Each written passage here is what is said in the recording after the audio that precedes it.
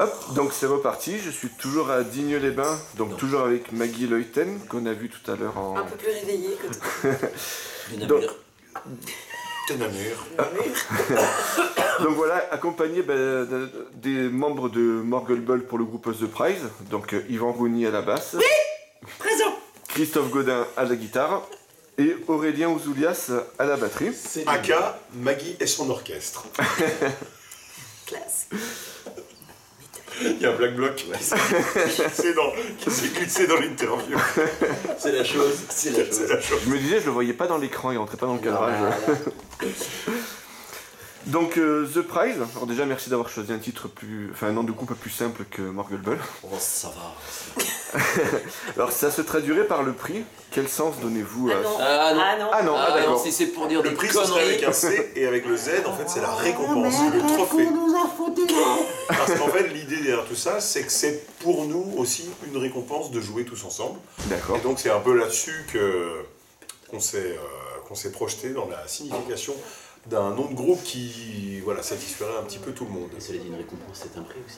Tout à fait, mais c'est un prix dans le sens, pas la petite étiquette sur laquelle on met en euros la valeur d'une chose. Parce que ça serait un prix. C'est quelque chose qui n'a pas de prix, mais qui a de la valeur. D'accord. Une récompense. Ok, je m'étais basé sur Google Traduction. Ah oui, alors ça, bravo. faut jamais faire confiance à ces gens-là. Je vois Faut ça. pas hésiter à dire the prize. Voilà. Oui. Pas the price. The Prize. The Prize. prize. Ok. Donc c'est une interview un petit peu en deux parties, donc du coup même trois, car elle fait suite à celle de Morgulbul au Brin de Zinc il y a 2 semaines. Alors déjà félicitations pour ce concert, ça a été un beau succès, non? Oui, C'était énorme. Tout à fait. Non, Faut le c'est dire. une belle ambiance. Fantastique. On a bien rigolé. Ouais. Nous, on s'est bien amusé de remettre le couvert. Et puis, c'était une bonne façon aussi de se remettre le pied à l'étrier pour se remettre à jouer sur scène. Donc, ça a en plus fait office de préparation pour la série de dates qu'on fait avec The Prize. Ok. Ah, mais moi, d'un trait comme ça, je sors des phrases. C'est mon talent. Mon grand talent. Alors tous les ingrédients du groupe étaient au rendez-vous, la musique, la technique et donc l'humour. À ce propos, il y a 2 personnes sur qui vous vous êtes bien acharné, niveau van. Il y avait déjà ce pauvre Rémi Platière. Tout à fait, donc c'était les 40 ans. Oui. Voilà. Et on le salue encore d'avoir aussi bien joué le jeu parce qu'il semblait avoir beaucoup de second degré. Et donc, on a bien rigolé avec lui. Et plus surprenant, Christophe, ton propre fils. Alors, Tout à fait. perso, C'était aussi ses 40 ans. Oui. Et il a beaucoup d'humour, Voilà. donc je me suis permis aussi de m'acharner sur lui. d'accord, bah, donc perso je suis très client, mais comment ont réagi vos victimes? Ils ont... Adoré, ils ont adoré. Et puis Mon on s'en fils ne fout. me parle plus. Mon fils ne me parle plus, il a demandé à être gardé par sa mère à plein temps. Non. On choisit toujours des gens qui sont à la fois conciliants et qui vont dans le sens de notre humour. Donc, comme Maggie ce soir. Ce soir, c'est sur Maggie qu'on s'acharne. Alors, Yvan, au cours de ce show, Ah oui, quoi? Qu'est-ce qu'il y a encore? alors tu as demandé des bières au patron en lui annonçant un message subliminal, sachant que dans l'interview de l'après-midi, j'avais fait un trait d'humour du même genre. Est-ce que je suis une source d'inspiration Alors non. pour toi? Faut jamais rêver. Non, c'est beau de rêver ou non. Ou est-ce que c'est sur la même longueur d'onde? Alors, comment te dire ça? Non. Rien d'extérieur à Yvan n'est une source d'inspiration. C'est Yvan, très c'est le Chuck naturellement. Norris- c'est le Chuck Norris de la basse. Voilà, c'est-à-dire que j'ai Il est inspiré construit ma que par propre lui-même. maison et je suis né dedans. Voilà, c'est ça. Non, Oui, tu savais ça, hein, quand même. désolé. Oui. Bon. Que Chuck Norris a fabriqué lui-même la maison dans laquelle il est né. D'accord. Voilà. Je sens que ça reprend un franc succès celle-là. Mais bon, voilà. Alors non. Ok. Voilà. Alors, dernière question sur Morgulbul. Donc au niveau du... Ça suffit. Hein. Au niveau du DVD des 20 ans, donc DVD des 20 ans. C'est une allitération en deux fois. Le DVD des 20 ans. On dirait un break de batterie. DVD des 20 ans. Oui, alors vite. oui, donc du coup voilà, donc il y a la partie que vous avez fait sans les invités. Est-ce que vous pensiez sortir un deuxième volume Non. avec Non, justement, et d'ailleurs nous avions déjà répondu à cette question. Oui. En disant que les invités c'était pour les gens qui étaient au concert. C'est ce que je me suis dit, mais en fait je me suis dit ce qui est au C'est concert. normal que tu te le sois dit parce qu'on te l'a dit. Non, mais- poser la question. Ce que je me suis dit, c'est que les personnes qui étaient peuvent se dire peut-être tiens on aimerait bien voir le côté. Eh ben il fallait qu'ils viennent. Ouais, aux non, gens du puis concert. avec eux, on a fait principalement des reprises, donc après, si tu veux, faut aussi payer. D'accord. Copyright. Non, puis c'était vraiment le. Donc, c'était vraiment une récompense, a prize pour les gens qui étaient venus nous voir en concert. Un habile lien qui va nous permettre de passer à la Ça deuxième veut dire partie que de l'interview. Exactement. Clap deuxième. On se sent vachement mieux avec un coup de Pauvre main. Bah Emmanuel. oui, tu vas dire, tu Pauvre tout seul, Emmanuel, tout le montage qu'il va Ah, avoir ça à faire. C'est pas bon signe. pas foncé, merde. Tu veux un peu de limonade dedans? C'est toujours mieux. Allez, je vais m'hydrater un peu. Oui. Alors j'en ai une autre si vous voulez. Merci. Alors donc, passons à The Prize. Donc les 3 membres de Morgulbull avec Maggie Leuten au chant.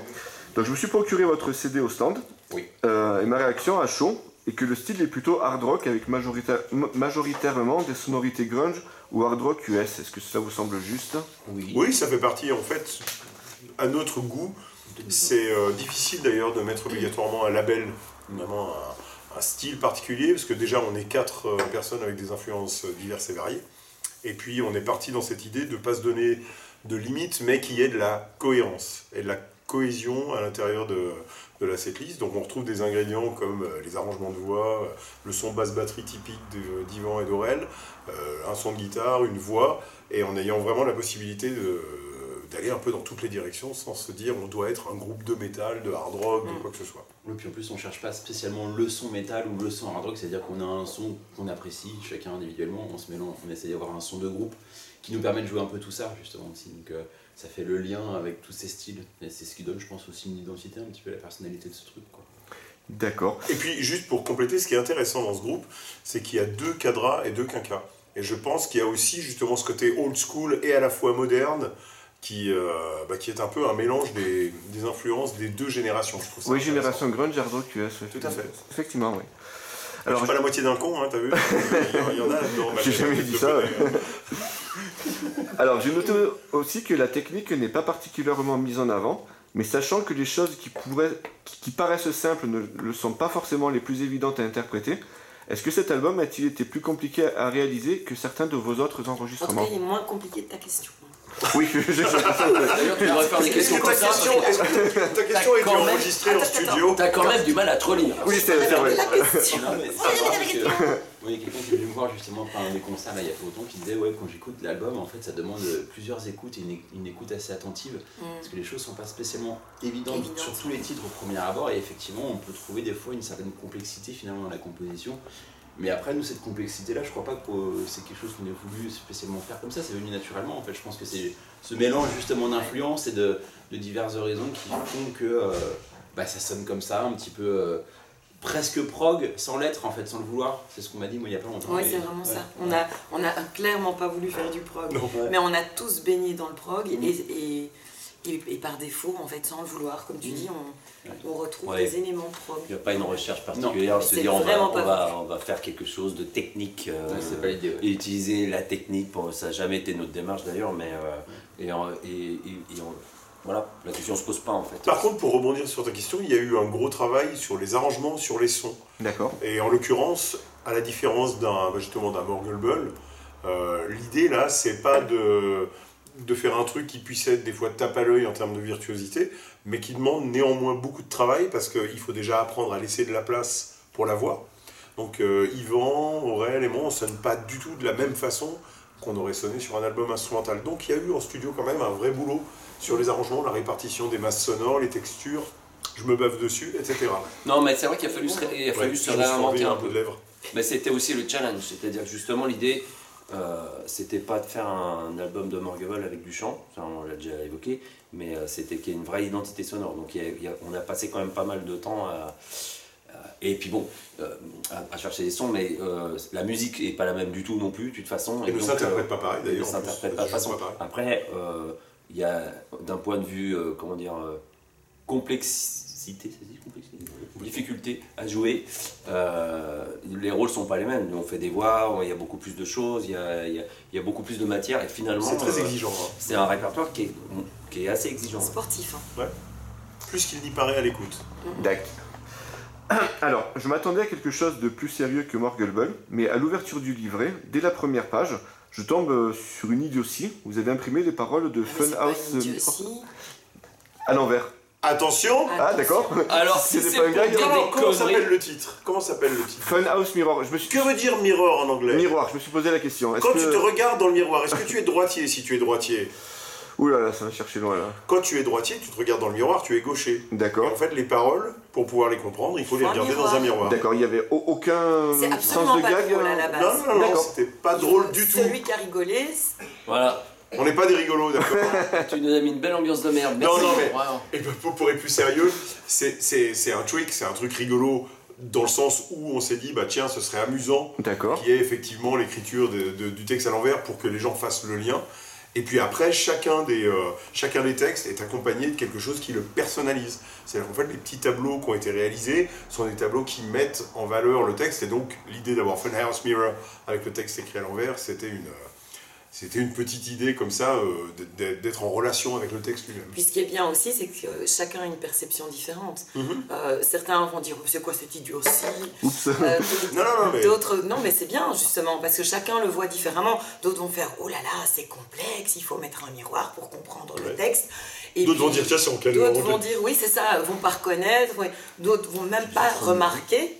Parce qu'il y en a certains, ils écoutent l'album, c'est pas pour autant qu'ils vont ouvrir le livret. J'en ai croisé pas plus tard qu'hier, il avait acheté l'album, il était tout content, mais il n'avait pas encore ouvert le livret, et ça fait des mois déjà qu'il a l'album. Donc c'est ça qui est intéressant. Chacun crée sa petite expérience aussi par rapport à ce qu'on a proposé, à ce qu'on propose. D'accord. C'est beau. Je reprends. Alors, une autre curiosité concerne le morceau Where Rivers Flow. La partie 1 est en plage 10, alors que la partie 2 est en plage 3. Trait d'humour ou cela a-t-il un sens? Non, ça n'a rien à voir. Ça a un sens, mais ça a un sens... Ça a un sens. Dans l'esprit de Maggie. Oui, en fait, parce que logique aussi. la partie 2, dans la réalité de la vie, s'est passée avant, mais a été écrite après. Donc quand on écoute la balade, c'est que voilà, ça s'est passé.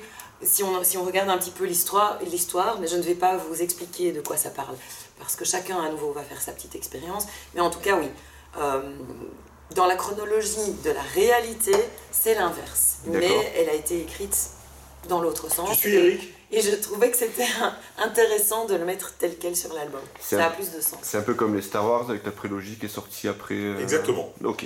Voilà. D'ailleurs, on a fait les Star Wars, on voulait vous le dire.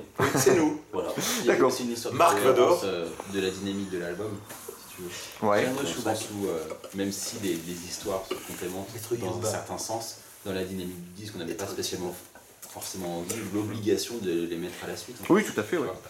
C'est juste aussi pour avoir une certaine écoute du disque un peu plus fluide et pas forcément tu vois, d'être dans ce carcan historique qui nous imposait forcément de les mettre l'un à la suite de l'autre. D'accord. Donc, Alors c'était un pari, hein. Il devait placer le mot carcan dans la discussion, ça y est, il a réussi. Cadre, Moi c'est plus difficile, j'ai des monts de pneus, je sais pas comment je vais le mettre. Mais... J'ai une petite idée. Mais vous avez donc tourné 3 clips, Blood Red Ink, Scarier Than You et Backstreets of Chronicles. Pouvez-vous nous toucher un mot dessus et d'autres vont-ils suivre? Oui. Allez, toi qui es la maîtresse de la vidéo. La prêtresse, j'ai envie de dire. Bah, déjà, Blood Red Ink, on a eu le privilège de travailler avec Enguerrand Prieux, qui est un réalisateur vidéo excellent et très très sympa en plus. On a vraiment passé une super journée, on a tourné à Montpellier. Dans un lieu Qui malheureusement a extra- fermé, oui, malheureusement. Voilà, Showcase Recording. Showcase Recordings. Voilà. Et avec des light tech, on avait toute une équipe, c'était vraiment génial. Et puis Scarier Than You a été tourné pendant la période du Covid. Donc c'était une expérience parce que chacun avait envoyé sa vidéo.